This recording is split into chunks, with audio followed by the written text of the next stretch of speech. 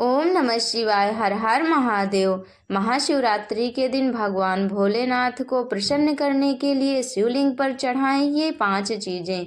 इसको चढ़ाने से भोलेनाथ बहुत ही प्रसन्न होंगे और सभी मनोकामनाएं जल्द ही पूरा कर देंगे। आइए आज की वीडियो में जानते हैं महाशिवरात्रि से संबंधित जानकारी जो बहुत ही खास होने वाली है। नमस्कार भक्तों, जय श्री राम। स्वागत है आप सभी का अपने YouTube चैनल में। भक्तों, आज की वीडियो में आप लोग जानेंगे कि महाशिवरात्रि के दिन शिवलिंग पर हमें क्या क्या चढ़ाना चाहिए जिससे कि भोलेनाथ प्रसन्न हो जाएं।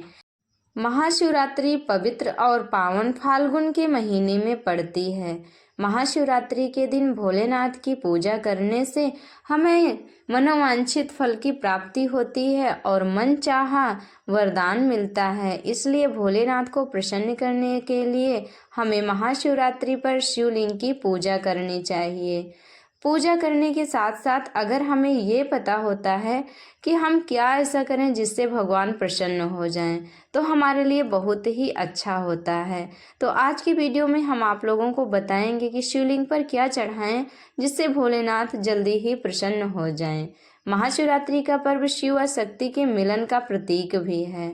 मान्यता है कि इस दिन शिवलिंग पर कुछ चीज़ों को चढ़ाने से कार्यों की विघ्न बाधाएं दूर हो जाती हैं और शिव जी की कृपा से आर्थिक खुशहाली आती है। इसलिए हमें इस दिन शिवलिंग पर ये चीज़ें जरूर ही चढ़ानी चाहिए।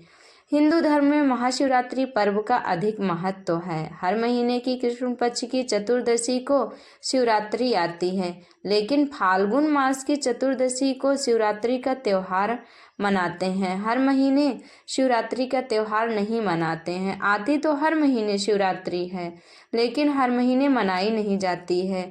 ये महाशिवरात्रि सिर्फ फाल्गुन के महीने में ही मनाई जाती है। फाल्गुन का महीना अपने आप में ही बहुत खास है। इस साल महाशिवरात्रि 26 फरवरी 2025 को है। हिंदू धर्म की मान्यताओं के अनुसार महाशिवरात्रि के दिन भगवान भोलेनाथ और माता पार्वती का विवाह हुआ था, इसलिए इस दिन महाशिवरात्रि मनाई जाती है। जैसा कि आप लोग जानते हैं, शादी विवाह रात्रि में ही होता है और भगवान शिव माता पार्वती का भी विवाह ऐसे ही हुआ था, तो इसीलिए ये शिवरात्रि मनाई जाती है। महाशिवरात्रि पर भगवान शिव व माता पार्वती की विधिवत पूजा करने से मनवांछित फल की प्राप्ति होती है। इतना ही नहीं, इस दिन शिवलिंग पर कुछ चीज़ों को चढ़ाने से भगवान शिव के प्रसन्न होने की मान्यता है। कहा जाता है कि इससे जीवन में सुख समृद्धि व खुशहाली का आगमन होता है। अब आइए जानते हैं कि महाशिवरात्रि पर शिवलिंग पर क्या चढ़ाना चाहिए। सबसे पहले हमें क्या चढ़ाना है।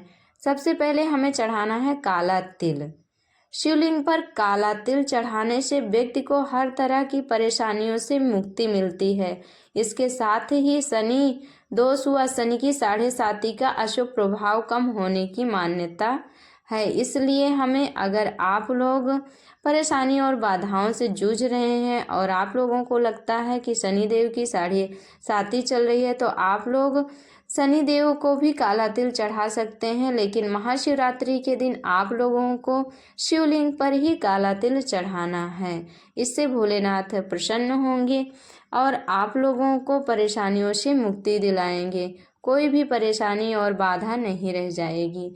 अब आइए जान लेते हैं दूसरा कि हमें शिवरात्रि पर दूसरी क्या चीज़ें हैं जिसको चढ़ाने से भोलेनाथ बहुत ही प्रसन्न हो जाते हैं। जैसा कि आप लोग जानते हैं कि बेलपत्र भगवान भोलेनाथ को बहुत ही प्रिय है, इसलिए महाशिवरात्रि के दिन बेलपत्र अवश्य ही चढ़ाना चाहिए। मान्यता है कि भगवान शिव को बेलपत्र अर्पित करने से घर में बरकत का आगमन होता है और दरिद्रता मिटती है। इसके साथ ही शिव जी पर बेलपत्र चढ़ाने से आध्यात्मिक शक्ति भी प्रदान होती है। तो आप लोगों को महाशिवरात्रि के दिन शिव जी को बेलपत्र अवश्य ही चढ़ाना है। ध्यान रखें कि बेलपत्र कहीं से भी खंडित ना हो और 3 पत्तियों वाला बेलपत्र ही चढ़ाएं। सिंगल पत्ती का बेलपत्र कभी भी शिव जी को नहीं चढ़ाया जाता है। आप लोगों को 3 पत्तियों वाला ही बेलपत्र महादेव को चढ़ाना है। इससे भोलेनाथ अत्यधिक प्रसन्न होते हैं, क्योंकि भोलेनाथ को बेलपत्र बहुत ही प्रिय है। इसलिए महाशिवरात्रि के दिन हमें बेलपत्री अवश्य ही चढ़ाना चाहिए। बेलपत्र पर आप लोग अगर चाहें तो चंदन या फिर रोली का टीका लगाकर भी चढ़ा सकते हैं, या फिर ओम नमः शिवाय लिखकर चढ़ाएंगे तो और भी फायदा होगा।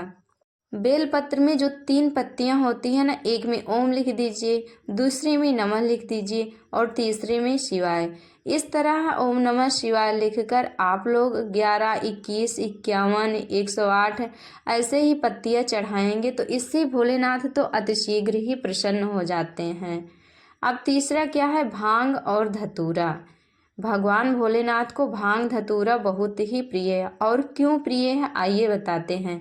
शिव पुराण के अनुसार समुद्र मंथन के दौरान जब विष का प्याला भी निकला था, जिसे किसी ने नहीं ग्रहण किया, तब सभी देवी देवता व दानव भगवान शिव के पास विष का प्याला लेकर पहुंचे थे।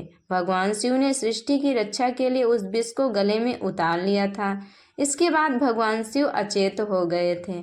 विष के प्रभाव को कम करने के लिए सभी देवी देवताओं ने शिव जी के सिर पर भांग और धतूरा रख दिया। तभी से भगवान शिव को भांग धतूरा अर्पित करने की मान्यता है, क्योंकि भांग और धतूरे से भगवान शिव को बहुत ही आराम मिला था और विष का प्रभाव भी कम हो गया था। इसलिए भगवान भोलेनाथ को भांग और धतूरा बहुत ही प्रिय है। तो हमें महाशिवरात्रि के दिन भांग और धतूरा भी ज़रूर चढ़ाना चाहिए। अगर ज़्यादा नहीं मिल रहा है तो थोड़ा बहुत मिल रहा है, आप लोग थोड़ा बहुत ही चढ़ाइए, लेकिन चढ़ाइए ज़रूर। इस प्रकार से यदि आप भांग धतूरा चढ़ाएंगे, बेलपत्र चढ़ाएंगे, इस प्रकार से भोलेनाथ की पूजा करेंगे तो भोलेनाथ तो बहुत ही भोले हैं, वो बहुत ही जल्दी खुश हो जाते हैं। आइए अब जान लेते हैं चौथा क्या चीज़ है जो भोलेनाथ को चढ़ाया जाता है, जिसको चढ़ाने से भगवान शिव प्रसन्न होते हैं। आप लोगों ने 3 चीज़ें जान ली, अब चौथे चीज़ों के बारे में जान लीजिए। वीडियो को बिना स्किप किए पूरा देखिएगा, तभी जानकारी समझ में आएगी। आप लोग हटा हटा के वीडियो को नहीं देखना, पूरा अच्छे से ध्यान पूर्वक सुनना, तभी समझ में आएगा। आइए जानते हैं चौथा क्या चीज़ है जो चढ़ाने से महादेव अतिशीघ्र प्रसन्न हो जाते हैं। चौथा है चंदन। चंदन भगवान भोलेनाथ को बहुत ही प्रिय है और चंदन भगवान भोलेनाथ को लगाना चढ़ाना शुभ भी माना जाता है। महाशिवरात्रि पर भगवान शिव पर चंदन चढ़ाना अत्यंत शुभ माना गया है। मान्यता है कि ऐसा करने से भगवान शिव बहुत प्रसन्न होते हैं और सुख समृद्धि का आशीर्वाद प्रदान करते हैं। अगर आप लोग अपने घर में सुख समृद्धि चाहते हैं, कौन नहीं चाहता है अपने घर में कि हमारे घर में सुख समृद्धि रहे, लेकिन सुख समृद्धि लाने के लिए हम महाशिवरात्रि पर पूजा तो करेंगे ही और भगवान भोलेनाथ को चंदन भी अर्पित करेंगे। और 5वां है दूध। भगवान भोलेनाथ को दूध अवश्य ही अर्पित करना चाहिए। दूध के साथ साथ गंगा जल का भी अभिषेक करना चाहिए। भोलेनाथ को महाशिवरात्रि पर दूध और गंगा जल से अभिषेक कराना चाहिए। महाशिवरात्रि पर भगवान शिव का दूध व जल से अभिषेक करना चाहिए। ऐसा करने से महादेव प्रसन्न होते हैं और जीवन की समस्याओं से मुक्ति और संकटों से रक्षा होती है और सारी संकट दूर हो जाते हैं और जीवन की समस्याओं से भी मुक्ति मिल जाती है। तो इसलिए हमें महाशिवरात्रि के दिन दूध और गंगा जल से भगवान भोलेनाथ का अभिषेक भी करना चाहिए। महाशिवरात्रि के दिन देखिए, अगर हम मंदिर नहीं जा पा रहे हैं तो हमें घर में ही शिवलिंग बनाकर पूजा कर लेनी चाहिए। घर पर आप लोग अगर पार्थिव शिवलिंग बनाकर पूजा करते हैं तो इससे बड़ी ही जल्दी मनोकामना पूरी होती है। पार्थिव शिवलिंग बनाना कैसे है, बहुत ही आसान है। पार्थिव शिवलिंग मिट्टी से बनाई जाती है और मिट्टी से बनाकर उसकी पूजा की जाती है। अगर आप लोग चाहते हैं कि हमारे घर में खुशियां रहें और हमें हर कार्य में सफलता मिले, शिव जी की कृपा बनी रहे, तो पार्थिव शिवलिंग बनाकर पूजा अवश्य ही करें। अगर आप लोगों को जानना है कि पार्थिव शिवलिंग बनाई कैसे जाती है तो हम आप लोगों के लिए पार्थिव शिवलिंग बनाने की पूरी वीडियो डाल देंगे। इससे आप लोगों को पार्थिव शिवलिंग बनाने में बहुत ही आसानी होगी। हम जल्दी ही ये वीडियो आप लोगों के लिए लेकर आएंगे। तो चलिए ये वीडियो यहीं तक थी, मिलेंगे अगली वीडियो में नई नई जानकारी के साथ, भगवान भोलेनाथ की पूजा अर्चना और वंदना के साथ, भगवान शिव जी की कथाओं के साथ मिलेंगे हम आपको बहुत ही जल्द। हमारे साथ जुड़े रहने के लिए धन्यवाद। अगले वीडियो देखने के लिए भी धन्यवाद। भगवान भोलेनाथ की कृपा सभी भक्तों पर बनी रहे, इसी मनोकामना के साथ ये वीडियो यहीं तक। वीडियो अच्छी लगी हो, शिव जी को क्या प्रिय है और क्या चढ़ाएं, ये जानकारी अगर आप लोगों को समझ में आई हो, अच्छी लगी हो, तो वीडियो को लाइक कर देना। चैनल पर अगर आप लोग नए हैं तो सब्सक्राइब कर लेना और बेल आइकन को प्रेस कर देना, ताकि हमारी वीडियो का हर नया नोटिफिकेशन सबसे पहले आप लोगों तक पहुँचे। अगर आप लोगों को महाशिवरात्रि की पूजा से संबंधित कोई भी जानकारी चाहिए तो आप लोग बता सकते हैं, हम उस जानकारी को आप लोगों तक जरूर ही पहुंचाएंगे बिना किसी देरी के। भगवान भोलेनाथ और माता पार्वती की कृपा सभी भक्तों पर बनी रहे, इसी मनोकामना के साथ ये वीडियो यहीं तक, मिलेंगे अगली वीडियो में। हमारे साथ बोलिए हर हर महादेव।